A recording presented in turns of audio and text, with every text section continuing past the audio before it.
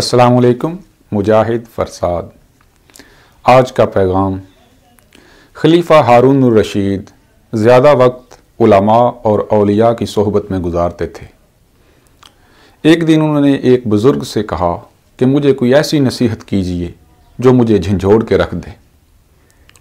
बुज़ुर्ग ने फरमाया, अगर आप सहरा में हों और आपको सख्त प्यास लगी हो, एक गिलास पानी मिल सकता हो तो आप उसके लिए कितनी रकम अदा कर सकते हैं?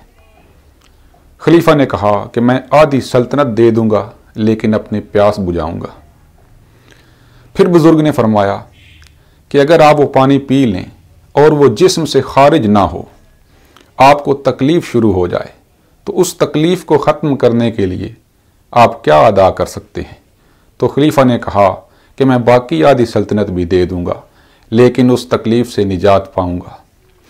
ये सुनते ही बुजुर्ग ने फरमाया कि वो बादशाही जो एक गिलास पानी और उसको खारिज करने पर ख़त्म हो जाए, उस पर कभी गुरूर न करना।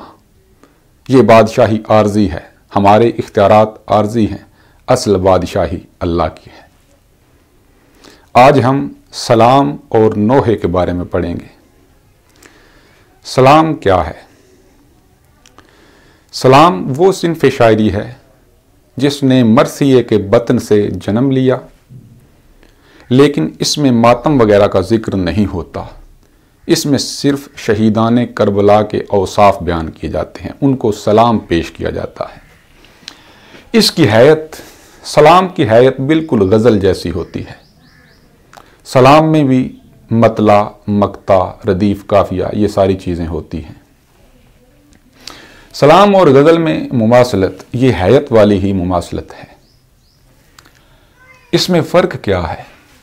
गज़ल में इश्क मजाजी वाले अशार हो सकते हैं लेकिन सलाम में ऐसे शेर नहीं हो सकते।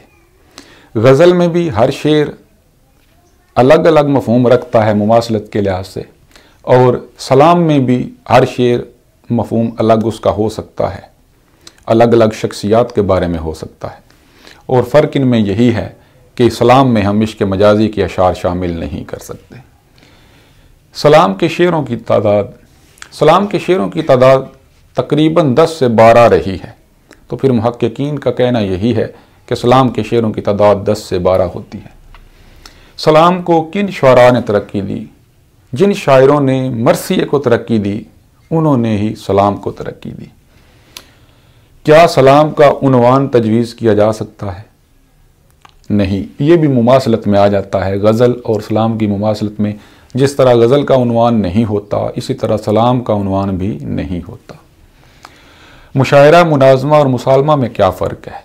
वो बज़्म, वो महफ़िल जिसमें गज़लें पढ़ी जाएं, वो मुशायरा कहलाती है, और वो बज़्म जिसमें नज़में पढ़ी जाएं, वो मुनाज़मा कहलाती है, और वो बज़्म जिसमें सलाम पढ़े जाएं, वो मुसालमा कहलाती है।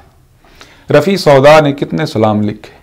रफ़ी सौदा ने कुल 12 सलाम लिखे हैं, जिनमें से 3 मुरब्बा की शक्ल में। वैसे तो सलाम की हैयत गज़ल की होती है, लेकिन रफ़ी सौदा के यहाँ 3 जो सलाम है ना, वो मुरब्बा की शक्ल में, और 9 सलाम गज़ल की हैयत में है। कुल 12 सलाम लिखे इन्होंने। नोहा क्या है? नोहा वो सिन्फ शायरी है जो सीना ज़नी और मातम के लिहाज से की जाती है। यानी शेर इस तरह लिखे जाते हैं कि उनमें मातम और सीना ज़नी का लिहाज रख कर वो शेर लिखे जाते हैं।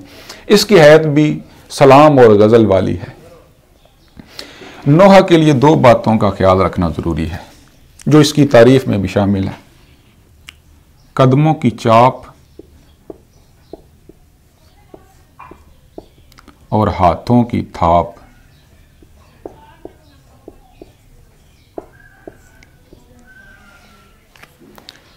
नोहा पढ़ने वालों की तादाद कितनी होनी चाहिए? नोहा पढ़ने वाला कम से कम 1 बंदा या ज़्यादा से ज़्यादा 2 बंदे होते हैं, लेकिन मिसरे दोहराने के लिए कोई तादाद मखसूस नहीं।